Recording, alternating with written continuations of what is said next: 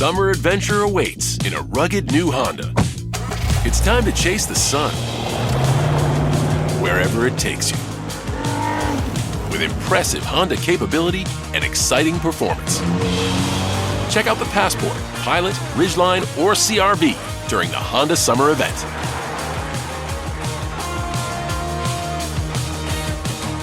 See dealer for financing details.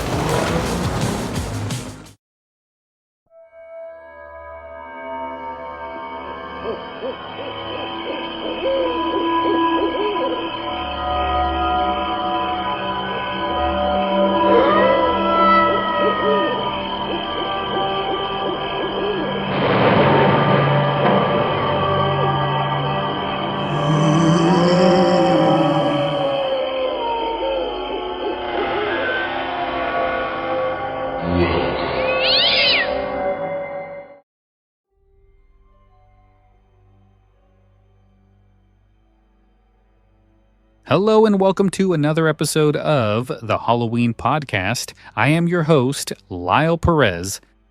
On today's episode, we're digging into one of the most talked about haunted objects in the world, Annabelle. You've probably seen her in movies, heard her name whispered in paranormal circles, or maybe even watched footage of her locked behind glass. But the real story, it's much stranger and darker than Hollywood ever told you.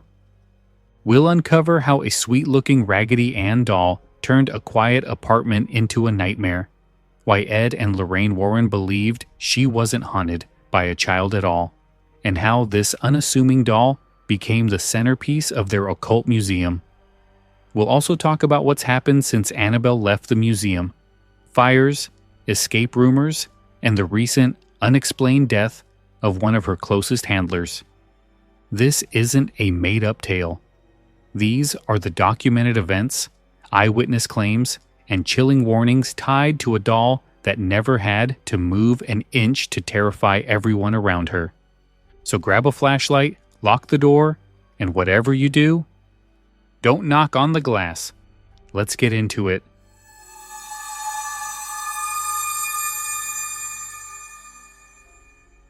Imagine this: a soft, stuffed Raggedy Ann doll, wide-stitched smile, floppy limbs, bright red yarn for hair. The kind of toy you'd find in any child's bedroom in the 1970s. But did you know the Raggedy Ann doll was first created way back in 1915 by illustrator Johnny Gruelle? It became a beloved children's toy for generations. What no one could have imagined was that one of these cheerful dolls would one day become the centerpiece of a demonic case file. But that's exactly what happened for two young women living in an apartment in Hartford, Connecticut. It all started in 1970 when a nursing student named Donna received a Raggedy Ann doll from her mother as a birthday gift. At first, it was nothing more than a cute decoration. Donna lived with her roommate Angie, and both women were practical, grounded, and not the type to jump to supernatural conclusions. That changed quickly. At first, it was subtle. The doll's arms or legs would appear in different positions. They figured it must have shifted when making the bed. But the movements got weirder. They'd leave the doll on the couch and return home to find it sitting in Donna's room, or propped against a chair it hadn't been near before. Doors had been closed, windows locked. No one else had been inside. Then came the notes. Donna and Angie began finding small scraps of paper around the apartment, written in what looked like a child's handwriting. They said things like "help us" and "help Lou." The strange part? They didn't even have parchment paper in the apartment. Lou, Angie's fiancé, had already been uneasy around the doll. He claimed to have a terrifying nightmare. Annabelle climbing onto his chest and trying to choke him while he slept. He woke in a panic, convinced it was more than just a bad dream. Then, things got physical. One day, while alone in the apartment, Lou heard noises coming from Donna's room. When he went to check it out, he found the doll tossed on the floor. As he approached it, he felt someone, or something, behind him. He turned quickly, No one was there, but seconds later, a sharp pain hit his chest. He lifted his shirt and saw 7 claw-like scratches bleeding across his torso. The marks reportedly healed within a couple of days, leaving everyone in the apartment more than a little rattled. That was the breaking point. Donna and Angie realized this wasn't just creepy. It was dangerous, and they needed help.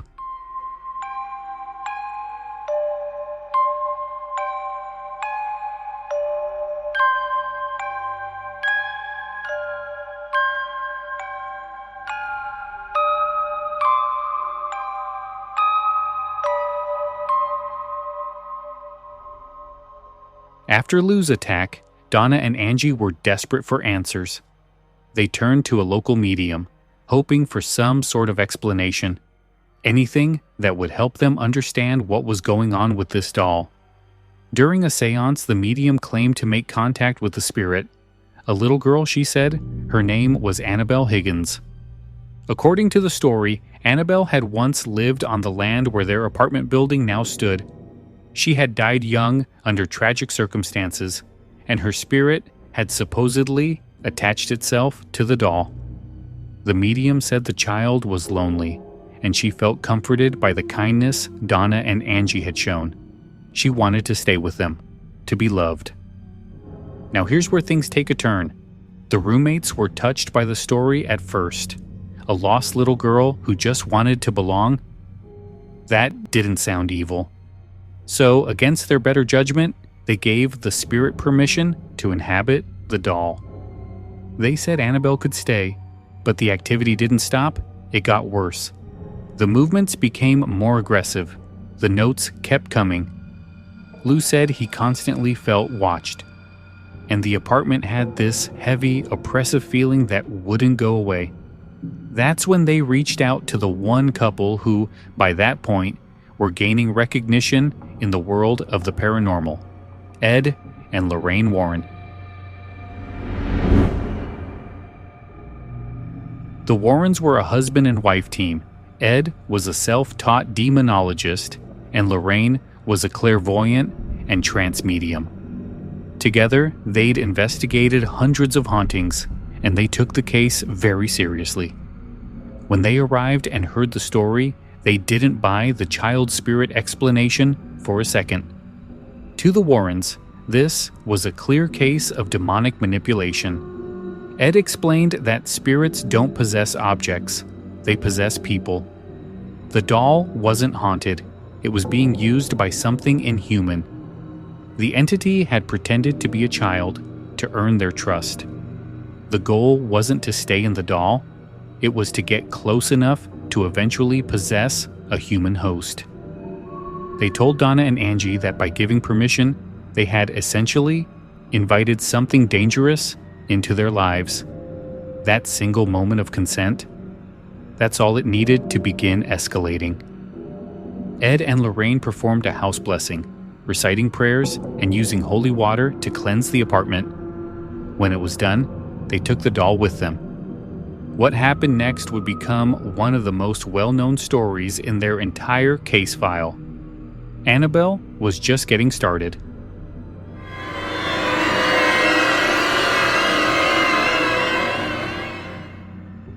After removing the doll from Donna and Angie's apartment, Ed and Lorraine Warren took no chances.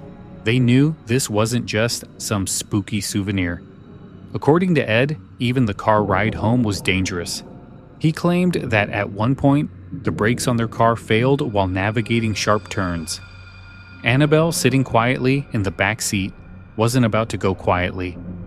Ed said he had to periodically douse the doll with holy water, just to keep things calm during the drive. Once home, they didn't place her on a shelf or shove her in a box. Instead, they built a locked wooden case with a glass front and a hand-carved sign that read, "Warning, positively, do not open." And that's where Annabelle stayed.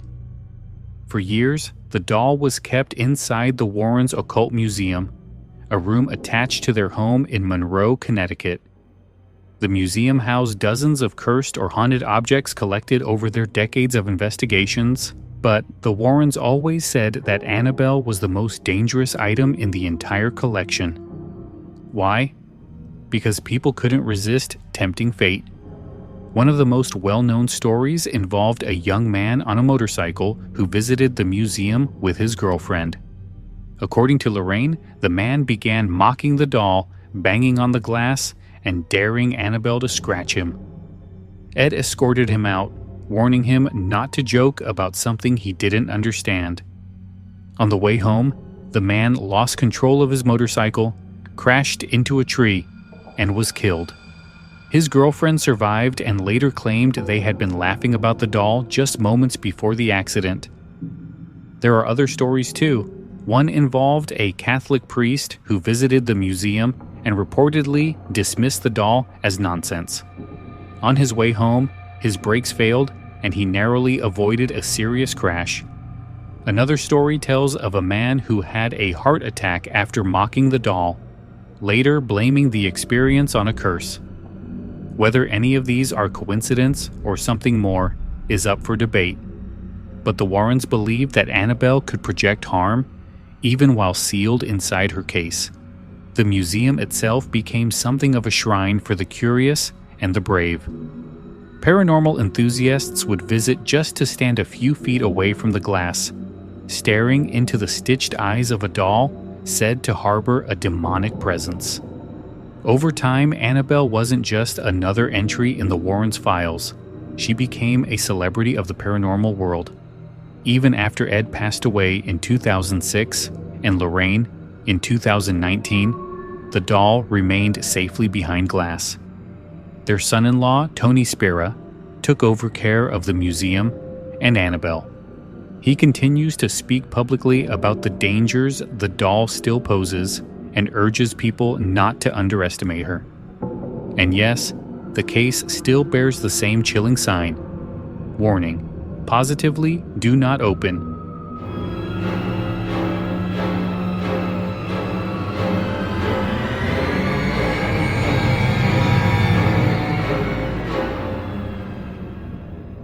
If you've seen the movies, then you probably picture Annabelle as a creepy porcelain doll with cracked cheeks, lifeless glass eyes, and a dress straight out of a Victorian funeral home. But in real life, Annabelle was a Raggedy Ann, soft, friendly looking, and about as far from terrifying as you can imagine. That didn't stop Hollywood from taking the real story and running with it. Annabelle made her big screen debut in 2013's The Conjuring, directed by James Wan. Right from the opening scene, she's front and center, but she looks nothing like the real doll. That's because filmmakers intentionally redesigned her. A floppy, cheery Raggedy Ann just doesn't scream box office horror icon. The production team admitted they changed her appearance to be more visually disturbing. From there, Annabelle got her own spin-off trilogy.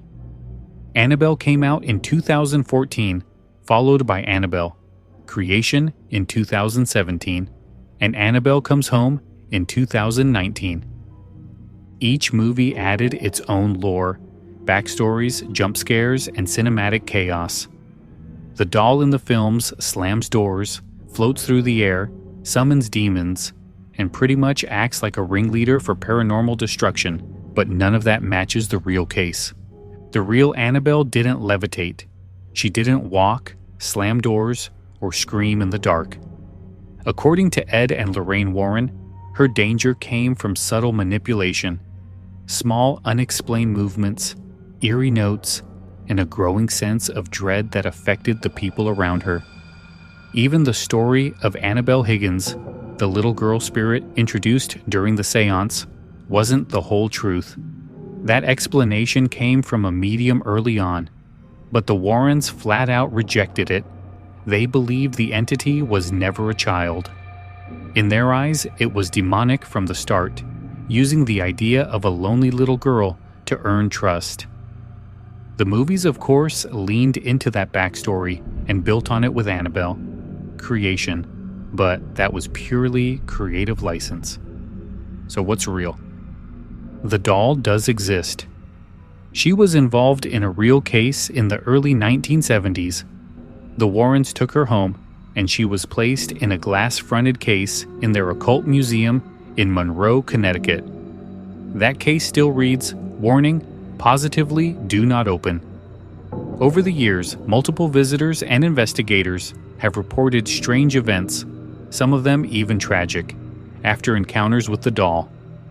After Ed passed in 2006 and Lorraine in 2019, their son-in-law, Tony Spera, took over care of the museum and Annabelle. He has continued to warn the public that the doll is no joke. And here's where things got strange. In August 2020, a bizarre rumor spread on social media that Annabelle had escaped. It started as a viral tweet and snowballed fast. People joking that a haunted doll missing from her case was the final straw for 2020. Tony Spera had to post a video online showing Annabelle still locked in her case, reassuring everyone she hadn't gone anywhere. But despite being contained, weird things still happen. Tony has said that people who visit the doll or even mock her during online videos or live streams sometimes experience strange incidents afterward. Accidents, illness, sudden misfortunes. Skeptics brush it off, but believers say Annabelle doesn't need to leave her case to cause problems. Even now, decades later, she's not dormant, just restrained. Regular blessings are performed, prayers are said, and no one touches the case without permission. Because whatever attached itself to that doll back in the 1970s, it's still there.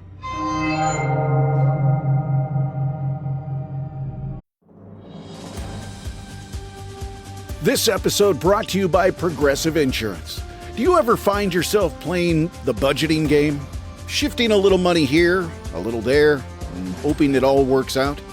Well, with the Name Your Price tool from Progressive, you can get a better budgeter and potentially lower your insurance bill too. You tell Progressive what you want to pay for car insurance, and they'll help find you options within your budget. Try it today at Progressive.com. Progressive Casualty Insurance Company and Affiliates. Price and coverage match limited by state law. Not available in all states.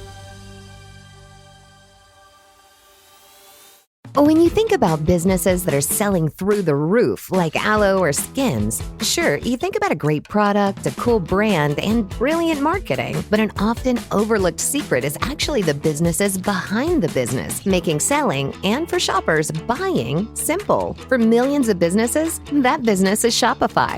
Nobody does selling better than Shopify. With Shop Pay, that boosts conversions up to 50%, meaning way less carts are going abandoned and way more sales happening. So if you're into growing your business, your commerce platform better be ready to sell whatever your customers are scrolling or strolling on the web, in your store, in their feed, and everywhere in between. Businesses that sell more, sell on Shopify. Upgrade your business and get the same checkout Skins uses. Sign up for your $1 per month trial period at shopify.com/Westwood1, all lowercase. Go to shopify.com/Westwood1 to upgrade your selling today. Shopify.com/Westwood1. Summer adventure awaits in a rugged new Honda. It's time to chase the sun, wherever it takes you. With impressive Honda capability and exciting performance. Check out the Passport, Pilot, Ridgeline, or CR-V during the Honda Summer event.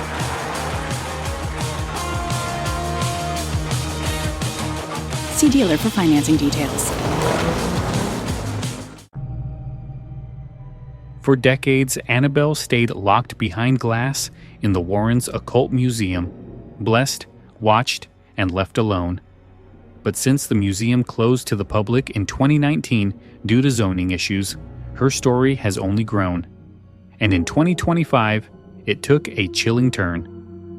Under the care of Tony Spera, Ed and Lorraine Warren's son-in-law, and the head of the New England Society for Psychic Research, Annabelle was placed in a custom-built travel case and taken on a limited national tour called Devils on the Run. The goal was to educate the public about haunted artifacts and keep the Warren legacy alive. But as Annabelle hit the road, The headlines followed. In May 2025, Annabelle was featured at a weekend event in New Orleans, hosted by Ghost City Tours. Security was strict. The doll was never removed from her case. Catholic priests accompanied the tour, and protective measures, including holy oil and blessings, were used at every stop. But after the event, a series of strange incidents grabbed national attention. On May 15th, just days after Annabelle's appearance, the historic Notto Way plantation, once the largest antebellum mansion in the South, burned to the ground. While investigators attributed the cause to an electrical fault, the fire's timing sparked speculation across social media. On May 16th, multiple inmates escaped from the nearby Orleans Justice Center during a large-scale disturbance. Again, no official link was made, but rumors spread fast. Posts went viral claiming Annabelle had somehow escaped during the chaos, despite no evidence supporting it. Tony Spera quickly addressed the rumors, releasing a video on Nesper's YouTube channel showing Annabelle safe and secure in her case. He confirmed she had already been transported back to Connecticut, but that didn't stop the conspiracy theories from spreading. Some attendees at the event even reported feeling a strange energy in the room. One man reportedly fainted. Another claimed the air turned ice cold when the case was rolled in. Whether those experiences were psychological, spiritual, or just part of the hype, they added fuel to an already growing fire. The most tragic moment of the 2025 tour came just 2 months later. On July 13, 2025, Dan Rivera, lead investigator for Nesper and one of the few people authorized to move and handle Annabelle's case, was found dead in his Gettysburg, Pennsylvania hotel room. He was 54 years old. Dan was a U.S. Army veteran, a respected investigator, and a longtime associate of the Warrens and Tony Spera. He appeared in Nesper videos, live streams, and public events, frequently emphasizing the importance of respecting haunted objects, especially Annabelle. According to The Guardian and other reports, hotel staff performed a wellness check after Dan hadn't been seen that morning. He had reportedly told colleagues earlier that day that he wasn't feeling well and had gone back to his room to rest. Emergency personnel responded quickly and attempted CPR, but he was pronounced dead at the scene. Authorities have stated there were no signs of foul play, and an autopsy is pending. Tony Spera released a heartfelt statement afterward, calling Dan a warrior for good, someone he had hoped would continue the Warren legacy for years to come. While Tony didn't speculate on any supernatural involvement, others in the paranormal community were quick to draw connections, especially given Dan's close proximity to the Annabelle doll in the days leading up to his death. At the same event, some attendees reportedly mocked or disrespected the doll, ignoring repeated warnings not to touch the case. Whether that energy played a role in what happened remains up for debate, but the timing only deepened the sense of unease surrounding the tour. Dan's death shook the community, not just because of how sudden it was, but because of where it happened, when it happened, and what he was doing. Is this all a coincidence or something else?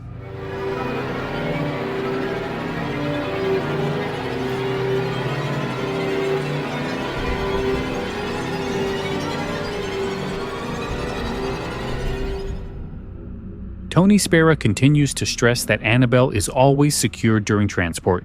Her case is reinforced, sealed, and blessed regularly by clergy. These safeguards, he insists, are not just symbolic, they're essential. Still, with every stop on the tour, the pattern seems to repeat: fires, strange accidents, viral escape rumors, and now the unexpected death of a trusted investigator. There may be logical explanations behind each incident, but when Annabelle is involved, the line between coincidence and something darker starts to blur. She doesn't need to move, she doesn't need to speak, and she certainly doesn't need to escape. All she needs is an audience. So after everything we've explored, the haunted apartment, the claw marks, the tour incidents, and the tragic death of Dan Rivera, you might be wondering, is all of this real? Or is it just an elaborate ghost story that's gotten out of hand? Let's take a moment to look at Annabelle through a different lens, the skeptic's lens. Critics have long questioned the Warrens' accounts, and Annabelle is no exception. According to writers for Skeptical Inquirer, the Annabelle legend follows a pattern that's common in modern folklore. An ordinary object becomes the center of unexplained events. Witnesses give anecdotal evidence, and the story grows bigger each time it's told. Kenny Biddle, a paranormal investigator and skeptic, wrote an article about another supposedly haunted Raggedy Ann doll. Not Annabelle herself, but a similar case that drew immediate comparisons. In his analysis, he points out that many of these stories lack independent verification. There are no hospital records confirming Lou's injuries, no photos of the claw marks, and no external documentation from the apartment events. It's all anecdotal, and all filtered through the lens of the Warrens. Then there's the doll itself. Why would a demonic entity attach itself to a plush child's toy? According to skeptics, the explanation is simpler. People naturally assign meaning to objects, especially those tied to childhood. When something scary or unexplained happens, our brains look for connections. And if there's a wide-eyed doll in the room, it's an easy scapegoat. Even Ed and Lorraine Warren have come under fire. Academic critics have said their museum, which houses Annabelle, is more of a paranormal sideshow than a serious archive. But we will get more into the Warrens in more details on an upcoming episode, so look out for that. Some science writers have even called the museum's contents off-the-shelf Halloween junk. That may sound harsh, but it reflects a deep divide between those who believe in the supernatural and those who believe it's all myth and marketing. And then there's the influence of pop culture. Joseph Laycock, a professor of religious studies, described the Annabelle legend as a prime example of how folklore and media feed each other. Once Hollywood took hold of the story, it stopped being just a case file. It became a franchise. And with every sequel, spin-off, and tour appearance, Annabelle's legend grows, whether or not the truth grows with it. Now, none of this disproves what happened. It just asks the questions that many are too scared or too respectful to voice. Is Annabelle haunted? Or is she simply one of the most successful ghost stories of the last 50 years? That's for you to decide.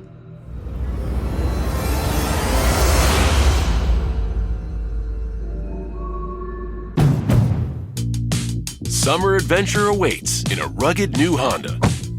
It's time to chase the sun, wherever it takes you. With impressive Honda capability and exciting performance. Check out the Passport, Pilot, Ridgeline, or CR-V during the Honda Summer event.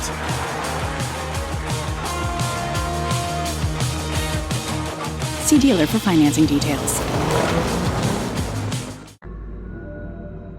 And that wraps up this deep dive into the story of Annabelle, one of the most infamous haunted objects in the world. From a quiet nursing apartment in the 1970s to movie screens and convention halls across America, Annabelle's story continues to evolve. But whether you believe the legends or chalk it all up to coincidence, one thing is certain. This doll has left a trail of fear that refuses to fade. She doesn't crawl across floors, she doesn't blink or whisper in the dark, but maybe that's what makes her even more unsettling. She just sits, watching, waiting, and somehow still reaching. So if you ever come face to face with her, whether in a YouTube video, a paranormal expo, or by some twist of fate in person, do yourself a favor. Don't tap the glass, don't mock the legend, and above all, don't underestimate the doll. Thank you for listening to the Halloween podcast. If you have any questions, comments, or want to suggest something for a future show, send me an email, thehalloweenpodcast@gmail.com.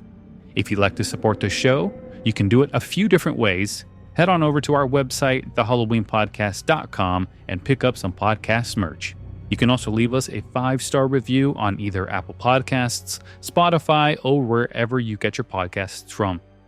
Don't forget to like our Facebook page at facebook.com/thehalloweenpodcast. Until next time, guys, you all have a good night.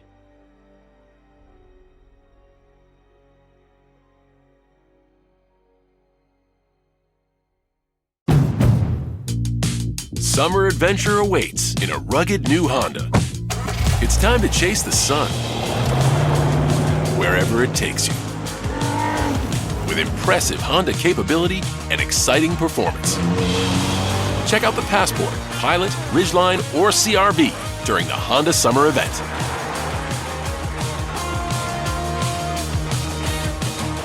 See dealer for financing details.